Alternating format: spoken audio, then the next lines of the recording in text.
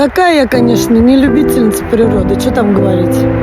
Редко выбираюсь в леса, поля, луга. Осенний Рязанский лес. Хожу по лесу и собираю кем-то приготовленные кучки, которые подойдут мне для розжига камина моего домашнего. Вот они.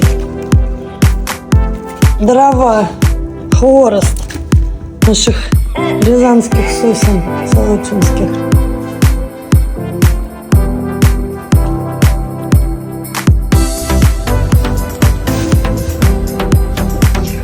Приготовлено специально шевелить кочерга, да. Шевелить все, что шевелится.